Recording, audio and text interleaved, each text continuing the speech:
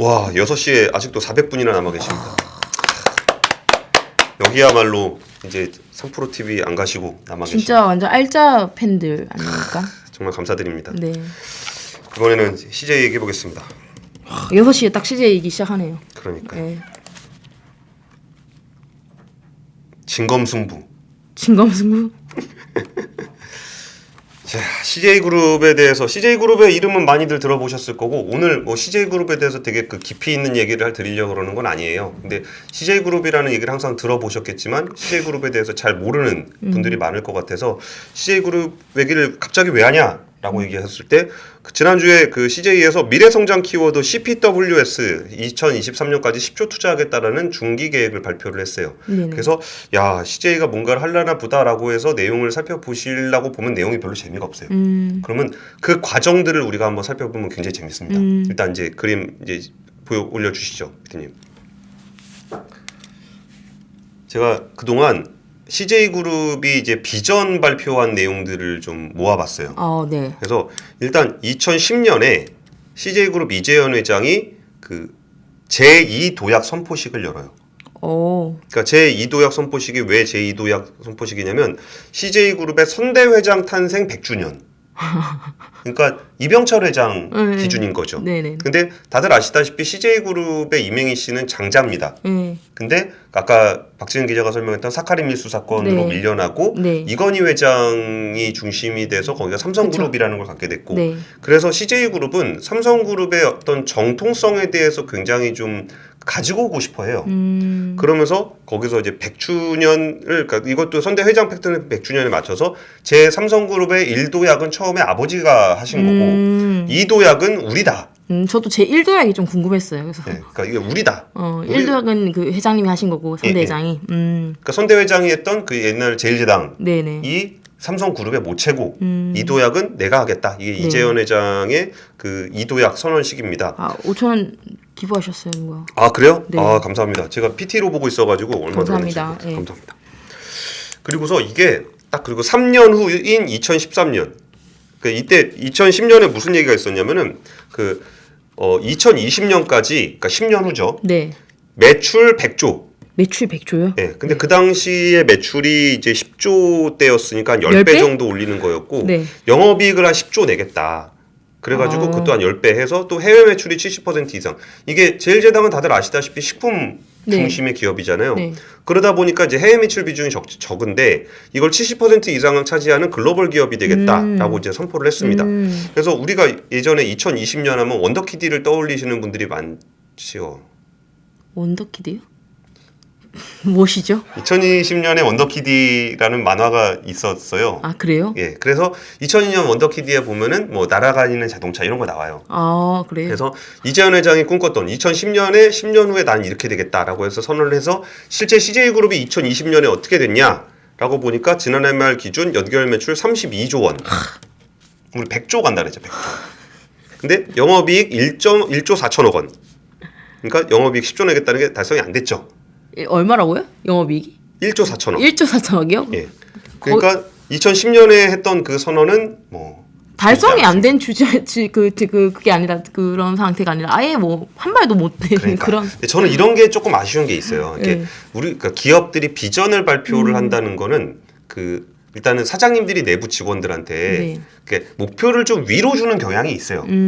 열심히 해라라는 취지로. 근데 그 비전 발표가 대외적으로도 공표가 되잖아요. 그렇죠. 그러면은 대외적으로 공표가 된다는 건 주주들이라든지 이런 분들이 그럼요. 그걸 봤을 때 그걸 이걸 보고서 아 나에게 투자의 가이드가 돼줘야 돼. 네네네. 그리고 예를 들어 정책을 하시는 분이라든지 아니면 협력업체라든지 이런 분들도 이런 비전 선포라는 걸 보면서 아 이 회사가 이 정도까지 성장할 거니까 여기에 대비해서 난 투자를 이렇게 해야 되겠다. 아니면 협력을 이렇게 해야 되겠다. 정부도 지원을 어떻게 해야 되겠다. 이게 가이드가 돼줘야 되는데 네네네. 이게 물론 10년 계획을 지키기는 거의 힘들죠. 하지만 약간 너무 안 지켜진 그렇죠. 빗나가면 안 되죠. 것들이 그 과연 그때 체계적인 계획을 세워서 100조를 세운 건지 아니면 숫자가 대략으로? 멋있지 않냐. 숫자가 멋있는 걸로 해서 그러다 그럼 우리도 뭐 할까요? 우리 뭐 구독자 100만 뭐 이런 거요? 구독자 100만 몇 년도로 할까요? 한 25년쯤 할까? 25년까지 기다려야 돼요? 아 공격적인 목표. 이게 이런 식으로 공격적인 목표를 세우면은 신뢰를 잃게 된다는 거죠, 시장에. 그래서 그 과정이 어땠냐면은 2010년에 비전 선포식을 한 다음에 2013년에 바로 비상 경영체에 돌입합니다. 법인카드 밤에 쓰지 마라.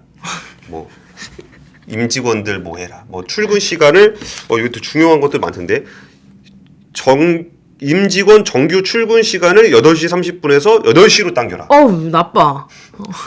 경영 비용 가이드라인을 만들어서 그러니까 법인 카드는 공식 업무가 아니면 사용하지 못하게 해라. 그렇긴 해야죠. 그리고 야간 시간대 사용을 제한해라. 그러니까 요 당시에는 이런 게 아니었어. 아 그렇죠. 그런 법인 카드는 뭐 그냥 쓰는 거였으니까. 그리고 이제 외부에다 쓰는 자문료라든지 용역이라든지 이런 거 하지 마라. 이건 뭐냐? 네가 해라. 밖에다 일 시키지 말고 네가 해라. 막 그런 거고 예산을 초과해서 쓰면은 조직장한테 책임을 묻고 CJ 제당 햇반을 1+1 행사하지 않겠다. 비상 경영이니까 이런 일이 있었습니다.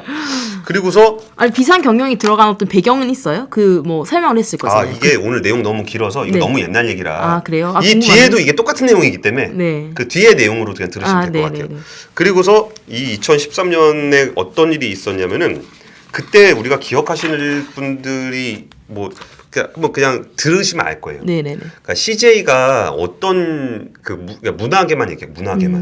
문화계에서 어느 정도 지위가 있었냐면은 우리나라에서는 뭔가 방송 콘텐츠, 영상 콘텐츠를 만들었을 때 이거를 송출할 수 있는 루트가 두 개가 있어요. 네. 하나는 방송이고 하나는 극장이에요.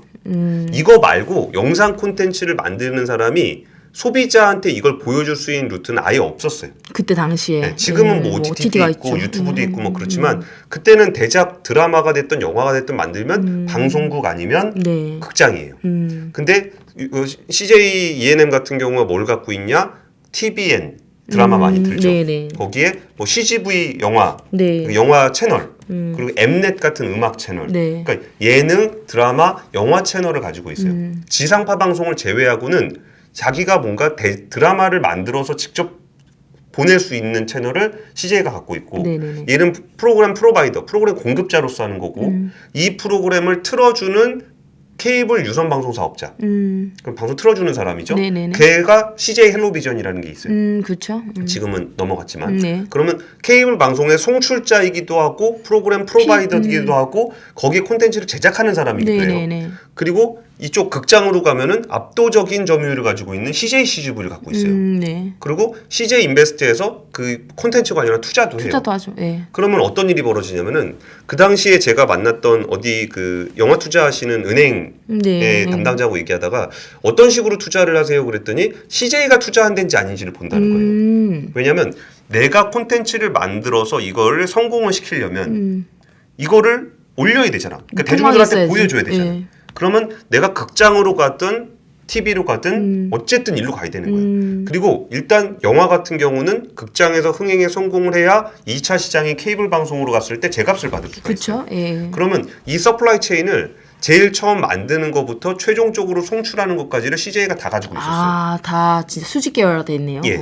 그리고 이 부분들에서 연동해서 문화예술계에 대한 뭐 연극이라든지 네. 뮤지컬이라든지 이런 데가 다 CJ로 돼 있었어요. 그러니까 이게 이제 MB 정부 막 그럴 때 얘기인데 네. 이거 좀 너무 심하지 않냐라는 지적을 너무나 많이 받았어요. 그 정도로 특혜를 많이 받은 걸로 보이는 정도로 이 문화와 콘텐츠 업계에 압도적인 경쟁력을 가지고 있는 회사예요. 그게 2010년에서 13년 사이 그 사이에 났던 일이에요. 공격적으로 영화만 막 만들고 콘텐츠 뭐 만들고 뭐 콘텐츠 만들고 이런 일이 있었는데 이때 제가 아까 MB 정부를 굳이 얘기했던 이유 중에 하나는 여기서 2013년 때 비상경영 때는 무슨 일이 있었냐면은 갑자기 이재현 부회장이 2013년에 탈세 혐의로 구속이 돼요.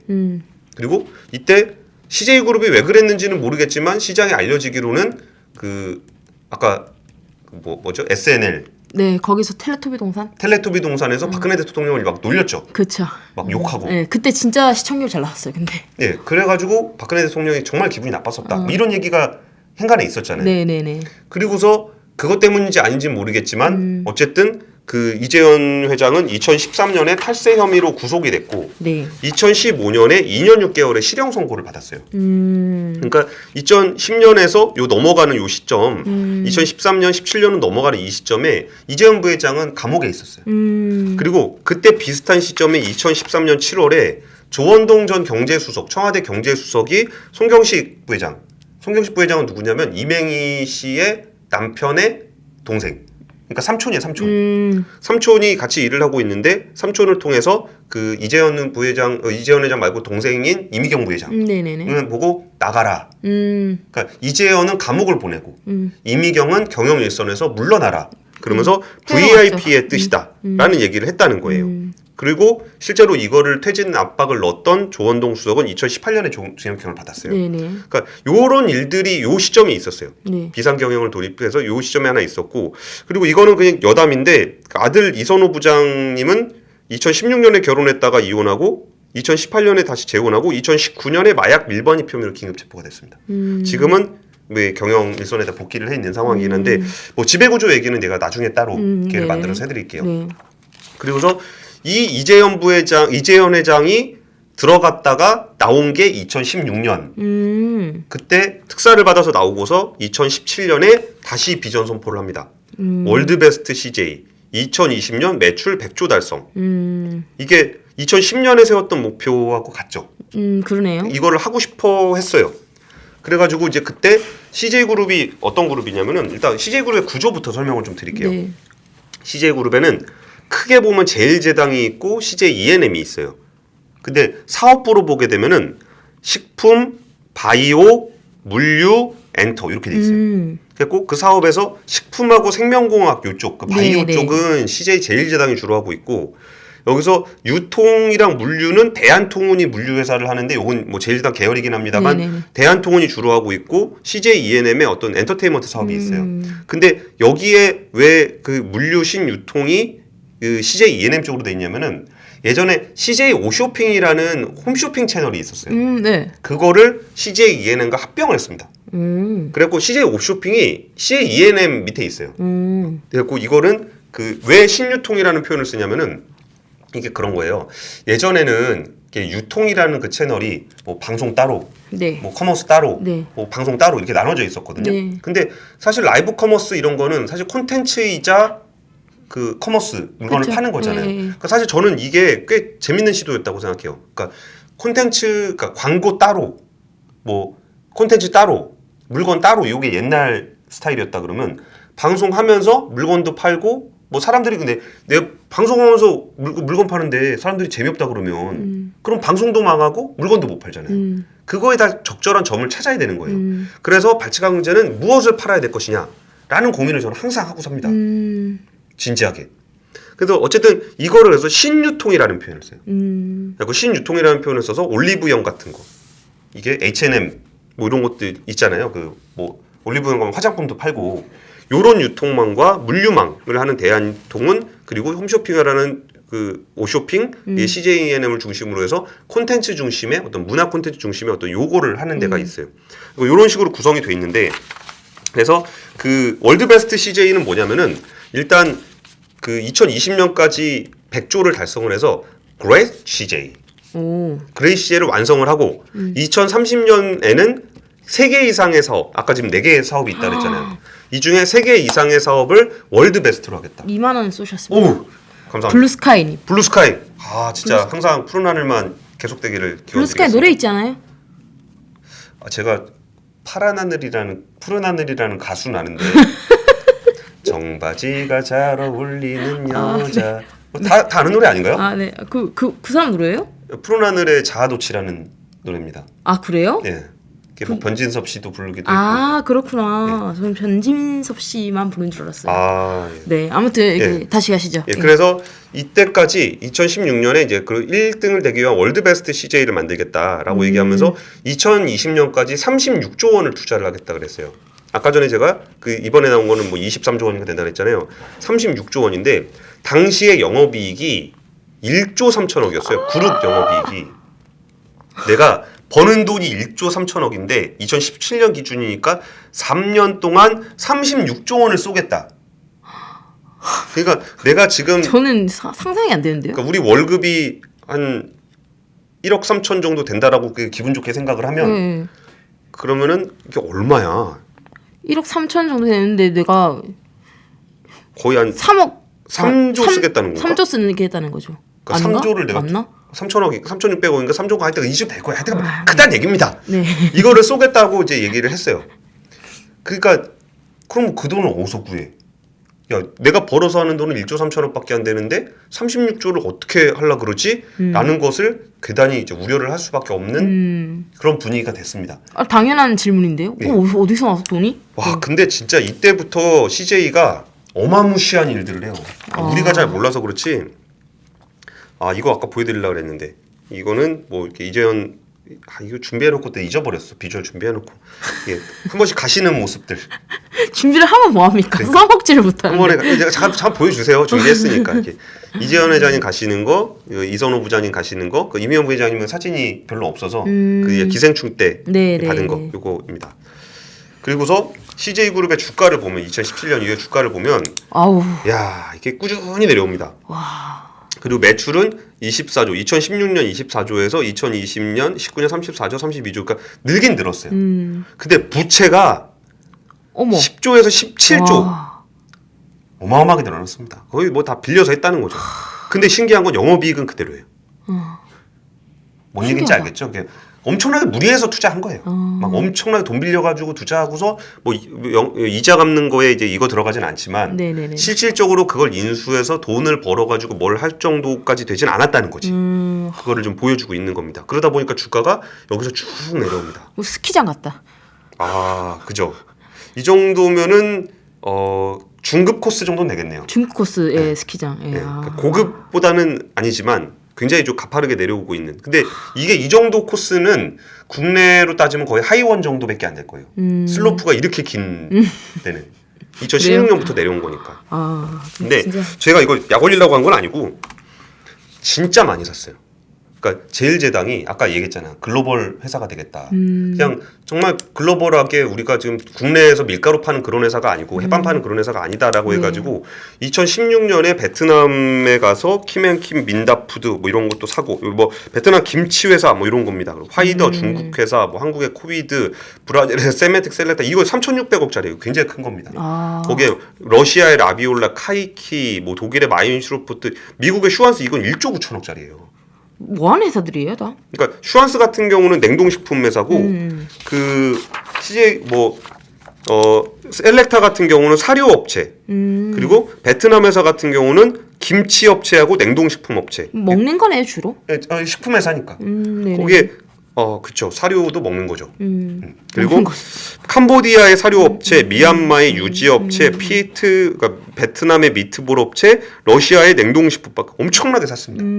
이걸 이렇게 사들이니까 부채가 안 늘어나겠냐고요. 근데 어쨌든 자신들이 어떤 그레이트 CJ 그리고 월드베스트 CJ라는 목표를 잡고 정말 달렸어요. 열심히. 그리고 엄청나게 샀습니다. 이게 사서 CJ 제일제당이 이만큼을 했고 근데 이거 아까 사업가 4개라 그랬잖아요. 네네. 근데 바이오 쪽은 제가 따로 준비를 안 했어요. 바이오 쪽은 이제 개별 투자한 것들이 좀 많아서. 네. 그리고 대한통운 이제 물류하는 회사잖아요. 아, 네네. 2013년에 그 시작해서 2015년 CJ 로킨 이거 4,500억짜리입니다. 그리고 CJ 스피덱스 이것도 한 800억짜리. 말레이시아 거 사고, 인도네시아 거 사고, 필리핀 거 사고, 인도 사고, 아랍에미리트 사고, 베트남 사고. 그러니까 어마어마하게 샀어요. 그냥 살 수 있는 거 다 산 것 같은데요. 근데 이거를 또 그림을 그려보면 어떻게 되냐면은 네. 한국에서 시작해서 동남아를 거쳐서 중동 방향으로 네. 가는 네. 그 그림 그려보면 어떤 느낌이냐면 실크로드 그러겠네요. 해양 실크로드를 그리는 것처럼 야 이게 물류망을 이렇게 가지고 구축을 했구나. 그러니까 네네. 이게 제가 이거 약 올리려 그러는 거 아니에요. 진짜로 이게 해외 진출을 위해서 굉장히 공격적으로 투자를 했구나. 네네. 그리고 생각보다 경험도 되게 많았구나. 그리고 사이즈 큰 것들 어설프게 조그맣게 몇십억짜리 한 것도 아니고 진짜 그 사이저블한 그런 M&A들을 많이 했구나라는 걸 느낄 정도로 대한통운은 그 M&A를 많이 했어요. 네네. 그리고 물론 이것 때문에 보시다시피 이익이 되게 안 좋아요. 안 좋음에도 불구하고 이렇게 했습니다. 그리고 뭐지? CGV. 네. CGV를 국내 기업이라고 생각하시면은 경기도 오산입니다. 이런 개그 하지 말라 그랬는데 조금 기도 우산이 조금 쉬고 싶었어. 이런 개그하고 좀 쉬고 싶었어. 네. 그리고 보면은 그때 중국에 2006년에 진입한 이후에 지금 스크린 수가 1,000개가 넘어요. 진짜요? 예, 우리나라가 지금 1,300개인데 중국이 1,000개가 넘고 거기다가 그 터키에 있는 1위 업체, 그러니까 어설픈 거 인수한 것도 아니고 1위 업체 인수했어요. 터키의 1위 업체를 인수해서 스크린 수가 무려 874개예요. 베트남 수도 482개인데 여기도 베트남도 1위 업체 인수한 거예요. 인도네시아, 미얀마, 미국 시장까지 진출을 해서 정말 590개 사이트에 4,200개의 스크린을 운영하고 있어요. 근데 이거 2021년 6월 말 기준이잖아요. 네. 더 많았어요, 원래. 그러니까 정말 공격적으로 진출을 해서 네. 이 얘기는 뭐냐면은 어떻게 생각하면 우리가 영화를 그 스크린에 올리는 건 네. 영화관이 결정할 수 있잖아요. 네. 그러면 이 영화관이라는 거는 글로벌 네트워크예요. 그렇겠죠? 내가 예를 들어서 K 콘텐츠 굉장히 좋은 영화를 만들어서 대작을 만들었을 때 한국에다만 거는 게 아니라 미얀마, 베트남, 인도네시아, 터키, 중국에다가 내가 걸 수 있다고요. 그러면 이 콘텐츠 기반의 어떤 수직적인 서플라이 체인을 전 세계로 뽑아내려는 그런 계획들을 가진 원대한 계획을 가지고 시작을 했습니다. 그래서 진짜 공격적으로 많이 인수를 했어요. 네. 근데 터키의 에르도안 대통령이 네. 러시아 미사일을 사서 미국의 제재를 받을진 몰랐지. 몰랐지. 뭐 그런 일을. 그래갖고 금리가 너무 높다고 뭐 네. 기준금리를 뭐 20% 이상 올릴지 몰랐지. 그러니까요. 그리고 리라화가 그렇게 폭락할지 몰랐고 리라화로 해서 돈을 빌려가지고 했는데 리라화가 폭등을 해버리니까 그렇게 뭐 연간 2천억씩 3천억씩 손해를 볼지 몰랐지. 그리고 미얀마가 군부 쿠데타가 나가지고 영화관을 못 열게 할지 몰랐지. 코로나가 와가지고 영화관이 락다운 될지 몰랐죠. 2017년에 대구 구미인가에다가 사드를 배치해가지고 중국 사람들이 야 한국 영화관 가지 마라 이게 몰랐지. 몰랐지. 그리고 갑자기 넷플릭스가 OTT를 뿌리는 바람에 사람들이 영화관을 안 가고 스마트폰으로 영화를 보면서 베트남 사람, 미얀마 사람, 인도네시아 사람이 넷플릭스에서 개방을 차차차를 보고 있을 거라고 어떻게 생각을 했겠습니까? 그러니까요. 참. 이런 슬픈 사연들이 있는 거예요. 근데 요즘 애기들은 진짜 영화관 안 간대요. 다 이걸로 본다면서요. 그렇죠. 아무래도 영화관 가는 것보다는 네. 이게 있으니까. 바로 볼 수 있는 걸 더 좋아하는 것 같아요. 요즘 그러니까. 애들은. 근데 그런 문제들이 아까 연이어 터진 거예요. 이게 뭐 제일제당에도 문제가 생겼고 물류 쪽에도 그렇게 생겼고 거기다가 이제 부채는 또 얼마나 많이 늘었습니까? 이게 부채가 아까 제가 총차입금 어마어마하게 늘어났다. 16조. 그래가지고 이게 허덕허덕 하다가 네. 결국은 어떻게 됐냐? 2019년 비상경영 취재에 돌입했습니다. 아 다시 약 6년 만에. 그죠? 아까 2010년에 했다가 13년에 했다가 17년에 했다가 6년 만이 아니라 가자 하고서 2년 만에 아 가자 하고 2년 만에. 비상경영 체제에 돌입을 하게 됩니다. 그리고서 빚이 많아서 이런 문제가 생겼기 때문에 이제 자금을 구해야 된다. 아. 그래가지고 이제 팔기 시작합니다. 많이 샀으니까 이제 팔아야죠. 아. 그래서 CJ 헬스케어 여기가 나름 그 바이오 신약도 네. 만들고 그랬던 회사인데 좀 유명한 제품으로는 우리 박진 기자가 좋아하는 컨디션 아 그래요? 기억나는 것 같아요. 네. 옛날에. 그리고 그거는 컨디션은 저녁에 먹고 네. 아침에는 헛개수 아 그것도. 네, CJ 헬스케어 이거를 한국콜마에 1조 3천억에 매각을 하고 그렇군요. 2019년에는 CJ 헬로비전을 LG에 8천억에 매각을 하고 CJ제당 가양동 부지를 매각하고 아. CJ제당 영등포 부지를 매각하고 아. CJ 로킨 아까 산 그 중국 물류회사 네. 요도 매각하고 사료회사 셀렉타 매각하고 베트남 회사 매각을 추진하고 있습니다. 근데 다들 이렇게 기업 가치를 좀 키워서 매각한 건가요? 아니면 손실 보고 매각한 건가요? 큰 것도 있고 작은 것도 있는데 네. 그러니까 크냐 작으냐가 그렇게 중요한 것 같지는 않아요. 제가 왜 그러냐면은 이 회사들을 여기가 지분 투자를 한 게 아니잖아요. 주식 투자하려고 그런 게 아니잖아요. 네네네네. 그러니까 월드베스트 CJ를 만들기 위한 어떤 밑그림을 가지고 그걸 샀을 텐데 네네네. 이런 것들을 매각을 하면서 약간 그림이 좀 깨지는 거지. 그렇게 매각을 지금까지 계속해 오고 있습니다. 그래서 정말 많이 팔았어요. 거기다가 이제 CJ가 아까 그 식품에서도 아까 네. 그 햇반 네. 이런 거 하다가 정말 야심차게 국내의 그 외식 사업에도 적극적으로 진출했어요. 거기서 뭐 계절 밥상, 아, 빕스, 다 요즘에 뚜레쥬로, 계절밥상은 없어졌죠. 투썸 플레이스 아, 투썸 플레이스요? 네. 또 뭐 있어요? 많은데 네. 좀 투썸 플레이스는 그래도 괜찮잖아요. 그래서 팔았습니다. 아, 이건 팔 수 팔았죠. 있지. 아, 팔았죠. 이건 네. 잘 되니까 팔 수 있지. 그 안 되는 애들은 대부분 소리 소문 없이 쫙 사라졌습니다. 그러면서 이제 국내 쪽은 뭐 뚜레쥬르 정도 남은 것 같고, 그리고 이제 로킨 같은 경우도 이제 그 아까 셀렉트하고 제마뎁하고 원래 같은 펀드로 산 거여가지고 이거를 계속 팔면서 2021년 3월 말 기준 순차입금이 네. 아까 제가 총차입금이었고 네. 순차입금이 2019년에 17조 원이었는데 네. 이거를 찍고 내려와서 순차입금이 12조 3천억 원으로 내려왔습니다. 근데 어쨌든 빡세게 판 거죠. 빡세게 팔았네요. 네. 근데 5조 이게 아까 가깝네요, 이게 5조를. 한번 가자 그러고 잠깐 가자 그러고 또 시무룩했잖아요. 근데 이게 CJ그룹이 또 슬슬 이게 좀 이렇게 보이는 거야. 네네네. 그 대표적인 얘기가 SM 엔터테인먼트. 갑자기 이제 인수를 하겠다고 네. 이수만 회장님 걸 인수하겠다 그러는데 한 7천억 정도는 들어간다는 얘기가 좀 있어요. 그게 있고 그 신약 개발 사업을 이제 CJ 헬스케어 패면서 안 할 줄 알았는데 네. 갑자기 바이오 기업 1000랩을 1000억 원에 다시 인수를 하면서 다시 이걸 또 할라 그래요. 그래갖고 이제 여기가 또 뭐 할라 그러나? 이제 라는 느낌을 받는 거지. 한 2019년부터 지금까지 계속 팔다가 갑자기 요새 들어서 또 뭘 이렇게 자꾸 슬슬 사. 네네. 그 와중에 이제 누가 등장해야 됩니까? 누가 등장하죠? 이재현 회장님이 등장해야죠. 이재현 회장님이 드디어 지난주에 등장을 하신 겁니다. 나와서 얘기했죠. 네. 네, 지난주에 사내 방송에 나와서 네. 컬처 플랫폼 웰리스 서스테너빌리티를 해서 10년간 3조를 투자하겠다.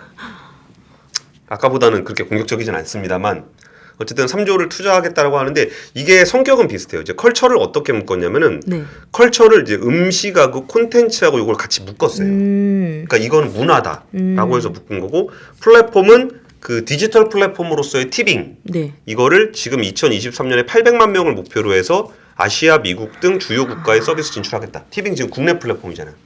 그러면은 이제 슬슬 우리는 우려를 할 수 있죠. 저기 또 동남아에 있는 OTT 뭐 산다 그러는 거 아닌가? 아니면 미국에 있는 OTT 뭐를 좀 살라 그러는 게 아닐까라고 이제 생각을 해볼 수가 있는 거고.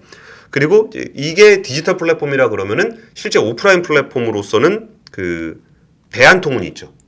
대한통운을 통해서 풀필먼트라든지 라스트 마일 딜리버리 이런 부분들을 택배 회사에서 그쪽으로 진화하는 네. 그런 모습을 좀 그리워서 요 두 개 디지털 플랫폼과 오프라인 플랫폼을 엮어서 이걸 플랫폼 비즈니스로 묶었어요. 그리고 여기는 아까 플랫폼 비즈니스에는 그 아까 라이브 커머스 같은 게 콘텐츠이면서 유통이라고 그랬잖아요. 네네. 그래서 이걸 통해서 홈쇼핑을 넘어서 넘어서 뭔가 쇼핑 유통 채널로서 유통 플랫폼으로서 역할을 하고 여기서 파는 뭐 화장품이라든지 이런 거에 오프라인 비즈니스는 이제 올리브영. 올리브영이 갖고 하고. 예, 그거를 이제 KBT 플랫폼으로서 그러니까 이것들을 구성한 거예요. 대한통운을 옮겨주는 플랫폼, 또 디지털 플랫폼으로서 티빙, 그리고 온라인 커머스로서의 오쇼핑과 E&M, 그리고 이제 그 K뷰티 플랫폼으로서의 그 올리브영 이렇게 묶은 거를 한번 키워보겠다. 그리고 이제 웰리스는 아까 전에 그 바이오 원래 의학 사업 한다 그랬잖아요. 네네. 요걸 엮어서 개인 맞춤형 건강 솔루션을 제공하겠다. 그런 얘기를 하고 있고요. 그 바이오 위탁 생산업, 삼성바이오로저스 같은 애들이 하는 것도 하겠다 그런 거 하는 거 보니까 또 하나 공장을 짓던가 사든가 하지 않을까라고 생각이 드는 거고, 서스테너빌리티는 이제 그 지속 가능성 네. 있잖아요. 거기에서 그 미래 탄소화 전략을 한다 그러면서 그 생분해 플라스틱 같은 거, 네. 그리고 비건 트렌드로서의 대체육, 배양육, 대체육 시장. 진짜 고기 말고 만들어 먹는 고기 그런 거 같고. 근데 이게 진짜 저는 이런 스타일을 싫어하지는 않아요. 아니 뭘 한다고 하고서 그냥 깨작깨작 하는 거 말고 네네. 진짜 뭘 좀 이렇게 한다고 했으면 얘기가 되게끔 좀 하는 거는 좋거든요. 네. 그리고 이제 그 과정에서 실패를 할 수도 있겠지만 네. 실패를 하고 나서 망하지만 않으면 그 경험은 남는 거잖아요. 네네. 그거 뭐 국내에서 택배, 음식, 콘텐츠 이거 국내 시장 가지고 하다가 네. 이거 그냥 이른바 안정적인 그 수직 계열 활동에서 꿀 빨다가 끝나는 기업보다는 네. 정말 우리의 K 콘텐츠를 외국에 있는 극장에 걸고 싶겠다. 그래서 그 극장을 내가 사겠다. 이런 모습들이 저는 미워 보이진 않아요. 근데 이거를 통해서 신뢰를 줄 수 있을까라는 생각은 잘 모르겠어요. 이게 가자 그러고 빠지고 가자 그러고 빠지고 지금 세 번째 가자를 외칠 거란 말이에요. 그래서 이거를 할 수 있을까라는 생각이 좀 들었는데 어쨌든 슈완스 같은 경우는 네. 아까 미국의 냉동식품 1위 업체예요. 네, 이거 네. 2조 원 주고 샀는데 이거 살 때 매출이 3천억이었거든요. 네. 근데 지금 작년 기준으로 매출이 3조 3천억. 오. 11배가 늘었어요. 오, 키웠네. 꽤 많이 키웠어요. 네. 그래서 이런 것들은 이제 그 괜찮게 되고 있는 거고 네. 이게 비비고 매장도 지금 미국에 한 3천 개 있던 거를 한 3만 개 정도로 늘린대요. 미국에서. 네. 지금 미국 냉동 만두 시장이 1위거든요. 그리고 뭐 바이오 쪽도 늘었고, 그러니까 중국이나 베트남도 워낙 락다운이 심해서 좀 그렇지만 네. 적자 폭이 좀 축소가 되고 있는 상황이고, 푸드빌도 아까 외식 사업 엄청 고생했다 그랬잖아요. 네네. 2019년 1분기에 2,500개에서 지금 한 1,500개 정도로 줄였어요. 그 올리브영 같은 경우는 점포 기준으로 1위 업체고, 그래서 이거 진짜 개별해서 하나하나 살펴보면 정말 슬픈 사연들이 너무나 많아요. 진짜 해보고자 했던 의지도 많고 네. 실패했던 의지도 되게 많은데 어쨌든 이 부분들 이런 식의 비즈니스를 해왔던 CJ그룹의 세 번째 가자선언 박진 기자는 어떻게 보십니까? 근데 저 그냥 개인적으로 사업 구조를 딱 들었을 때 좀 안정적으로 계속 따박따박 뭐가 나올 수 있는 사업이 많지 않다는 느낌이 들거든요. 그러니까 예를 들면 아까 락다운 돼서 뭐 영화관을 못 가거나 그러니까 뭐 필수 소비재라는 느낌이 별로 안 든다는 생각이 들어서 근데 뭐 락다운이 어떻게 없었다면 네네. 영화는 원래 필수 소비재였어요.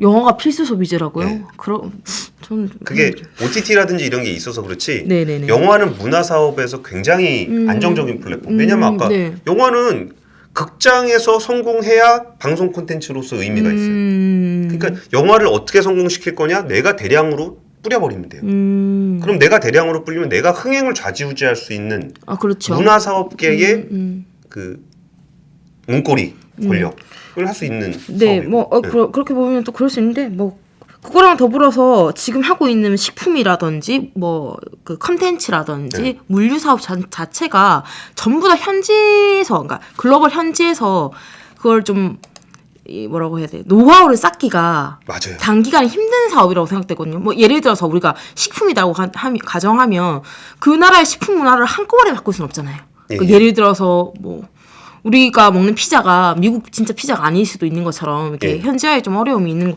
뭐 물류 같은 경우에도 우리나라도 물류하면 이제 그 하시는 분들과 우리 회사 내부에서도 이렇게 막 갈등이 많은데 예. 그 사람들이 현지에서 직접 배달하시는 분들을 다 커버를 해야 된다는 거잖아요. 맞아요. 근데 네. 그런 것도 힘들 것 같고 마지막에 컨텐츠는 물론 뭐 동남아 이쪽에서 우리가 강세를 좀 보이고 있고 지금 뭐 오징어 게임 최근 얘기지. 예, 최근 얘기인데 사실 그것도 컨텐츠 하나를 가지고 돈을 벌겠다는 것보다는 제가 봤을 땐 그 컨텐츠를 통해서 자연스럽게 PPL을 해가지고 이걸 이런 지금 모습을 보이거든요. 그러니까 진짜 돈이 되는 시장에서 구매력이 있는 시장에서 그 콘텐츠를 먹히게 하기가 생각보다는 쉽지 않을 수 맞아요. 있다. 이런 그때 작년에 기생충에서 봉준호 감독이 얘기했던 게 뭐 3cm의 장벽을 넘으면 또 다른 세상이 온다. 예. 그게 이제 미국 사람들이 자막을 워낙 싫어하니까 자막 있는 영화를 안 보잖아요. 그러니까 근데 사실은 미국이 제일 구매력이 크고 사실 선진국에 갈수록 그런 현상이 클 텐데 예.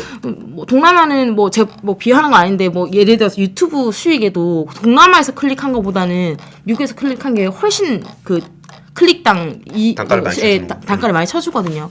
예, 그래서 그런 것들이 조금 힘들 수도 있지 않을까라는 생각이 들고 예. 좀 탄탄한 어떤 뭐 절대적으로 계속 필요한 뭐 그런 걸 만들 수는 없나?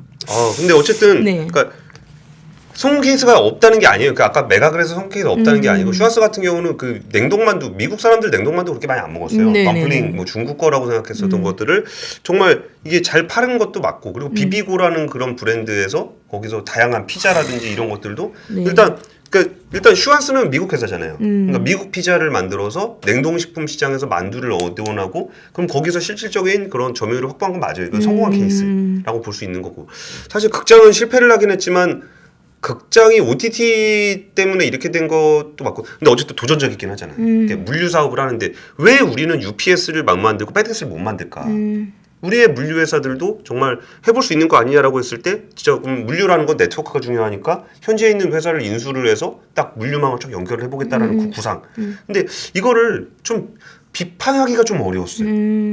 아니 그러면은 그냥 동네에서 택배 배달만 하면 되는 거냐? 그러니까 동네 택배 시장 지금 점유율 한 45% 50% 하고 있으니까 거기서 그냥 따박따박 돈 벌고 사는 게 기업으로서 괜찮을까라는 생각이 좀 들어서 저는 그 근데 아쉽지. 아쉽죠. 예, 성공하지 못했다라는 게 아쉽죠. 그리고 박진 기자 얘기대로 굉장히 어려운 비즈니스를 한 거예요. 네, 어려운 비즈니스. 그러니까 현지화를 잘해야 되는 것들, 그러니까 그쪽에 어쩌면 뿌리가 될 수 있는 산업들에 진출을 한 거기 때문에 조금 어렵긴 하겠지만 어쨌든 그런 도전들을 지금까지 해왔고. 잘 되길 기원해야죠. 우리 기업들이. 근데 이게 아쉬운 거야. 그러니까 잘 되길 기원하는 거는 되게 개인적인 마음인 거고. 근데 두 번의 이런 드라이브에서 실패했던 기업이, 그러니까 실패는 아니지만 성공적인 결과물을 못 내놨던 기업이 세 번째 도전을 우리는 어떻게 받아들여야 될 것인가라는 거예요. 그러니까 도전 자체가 의미가 없었다는 것도 아니고 실패를 통해서 많이 배웠을 거라고 생각해요. 근데 그 노하우를 제대로 녹여서 세 번째 그 도전은 정말 다른 모습을 보여줄 거냐. 아니면 대단한 것 같은데요. 그래도 두 번이나 실패했는데 또 다시 하겠다고 이렇게 얘기하는 게 실패라고 얘기하기엔 좀 그럴 수 있지만 아무튼 뭐 달성하지 못했으니까. 예. 근데 기업 문화가 좀 너무 쪼은다는 얘기가 많던데요. 돈 작게 주고 예. 엄청나게 일을 많이 시킨다는 얘기들이 많아가지고 이제 미디어 업계에 있으니까 우리가 알잖아요. 옆에 얘기 들어보면 제가 뭐 체감하게도 옆 사람들하고 CJ 다니는 이제 애들하고 얘기를 해보면 확실히 좀 그런 것 같더라고요. 뭐 그런 그러니까 것들. 오늘 제가 내용에서 뺐는데 거의 모든 비전의 마지막은 인재입니다. 인재. 이제 이런 부분들이 걸리는 거예요. 아까 제가 백조 얘기가 내부 직원들의 어떤 사기, 어떤 고취를 시키고 뭐 이런 걸 수도 있겠지만 대외적으로는 이걸 지켜야 되는 약속일 수도 있다 그쵸, 그랬잖아요. 예. 근데 아까 지금 박진 기자 얘기처럼 아니 인재 얘기를 비전 발표할 때마다 얘기를 하는데 실제로 그 인재들이 느낄 때 이 기업 문화는 좀 아니다라고 느낀다는 거는 별로 공감대를 못 얻는다는 거예요. 그러면 진짜 월드그레이스 CA를 만들겠다라는 그런 비전을 구현해 나가는 과정이 충분히 리즈너블하고 남들을 설득할 수 있고 그런 모습을 기대하게 만들어야 그래야 투자자들도 할 수 있고 뭐 그 협력업체도 할 수 있고 직원들도 함께 갈 수 있는 거거든요. 근데 그 부침의 기간이 뭐 갑자기 그냥 2년 동안 확 찔렀다가 2년 동안 확 팔았다가 갑자기 2년 동안 확 찔렀다가 이런 모습들을 어떻게 봐야 되는지 그걸 사실 잘 모르겠습니다. 오늘 그 3%의 크나큰 타격을 주며 저희가 6시 반까지 근데 270명이나 넘게 계시는데요. 예. 너무 감사드립니다. 늦은 시간까지. 알겠습니다. 오늘 긴 시간 함께 해주셔서 감사하고요. 주말도 편하게 보내시고 불금 되십시오. 지금까지 발제강주였습니다. 감사합니다.